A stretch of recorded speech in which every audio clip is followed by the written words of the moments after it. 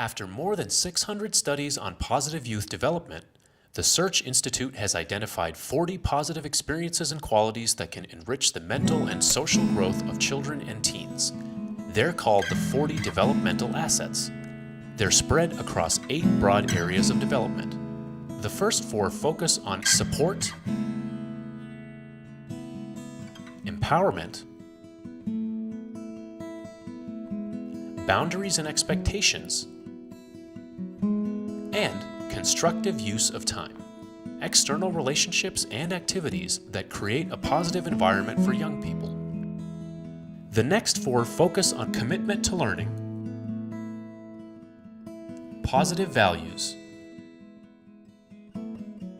social competencies, and positive identity. Values, skills, and beliefs that young people also need to be fully engaged with and function in the world around them. It was funny, when I read the 40 developmental assets, the first thing I thought of was, man, this should be every parent's guide to raising children, because I know it's a lot of things that we tried to do as parents. My husband and I were very, wanted to be open and communicate with them and tell them what their boundaries were and what we expect, that there are consequences for things. I feel like I experienced family support, relationships with other adults, caring neighborhood. Neighborhoods were very big when I was growing up in Medford. We were all about neighborhood. We were all about enjoying the life that we had. You know your neighbors. You know your neighbors. And that from where I was little, and now that I'm older, it's really diverse. And I think diversity is good in a neighborhood. Knowing a variety of people, a variety of ages of people. We had a wonderful elderly woman who lived next door to us when we were growing up. So I told you I come from a large family, so imagine what it's like being an elderly single woman next to a house full of young children and all running around in all hours of the day. And yet she was the most wonderful lady to know. She used to play the mandolin on her front porch on a summer night, and she would invite any of us who were out and around to come up and play with her and listen to her and sing with her while she plays her mandolin. So she never had any issue that we were 12, and she, I don't know, she probably was my age now, but seemed much older then.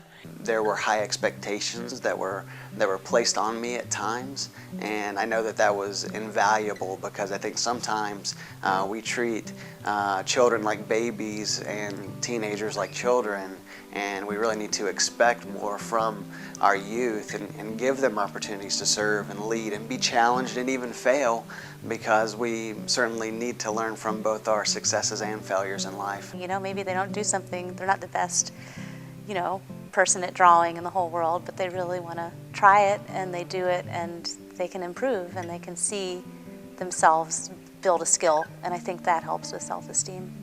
I'm in school and I'm trying to get like A's, and then I try to tell my siblings that, hey, you guys should really work really, really hard, and then if you work really, really hard, then you can get what you want. So then the kids like follow my direction, and then they tell their friends, and they're like, hey, you should do this because I'm getting A's and you're getting C's. Can I help you? You know, one that catches my eye that we're trying to work on here at Medford High School is service to others. We're really trying to see if we can instill the value of giving back to the community, to our students. In fact, we have a graduation requirements at Medford High School where students are required to put in place 60 hours of community service during that time. Community service project that I'm most proud of is our reading to the elementary. And you know, the new kids in the club go kicking and screaming like, no, you're going to volunteer and you're going to like it, and this is what you're going to do. And so they spend their time doing it, and then they go down there, and then they're right up there to sign up for the next time. The adults need to keep working at it and keep working at it and saying, here are opportunities, and I'm sure that we will get more and more young people to say, these are the activities that I want to do. I want to build my community and not do things that break it down. So we have the farmers market assistant manager, who's great. There was actually a young woman who came to the market again. She volunteered for the market 3 years ago, and she actually contacted me recently asking if she could come back and do some more time at the market. So it was great. So I loved having her, and as it turns out, yesterday there was a small emergency at the market and I couldn't be there as quickly as I might have been otherwise, and so thankfully she was there.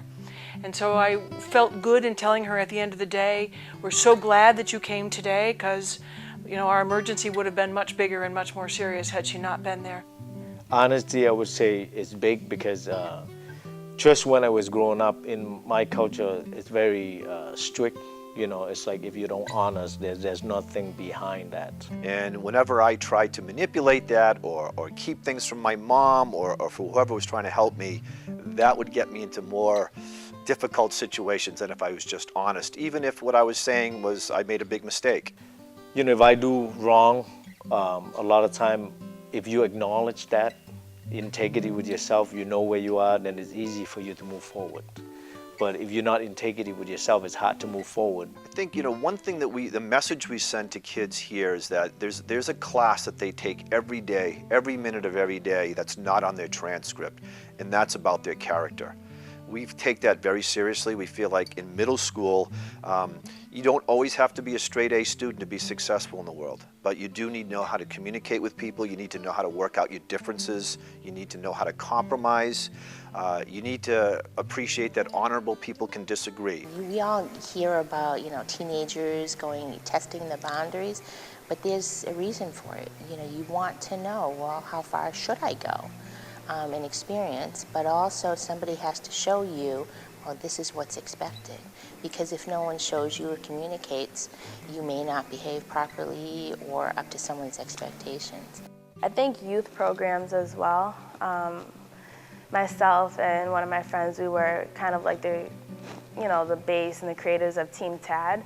And I don't know, I did that all throughout high school. It definitely helped to construct who I am today. Definitely helped me to be a leader. The nice thing about Medford really is just how much support you can receive from the community as well as the school system. So I really feel like out of the 40 developmental assets, I can say that probably you can knock off all 40 of them. I don't know how long you'd like me to take. I mean, I can take all day.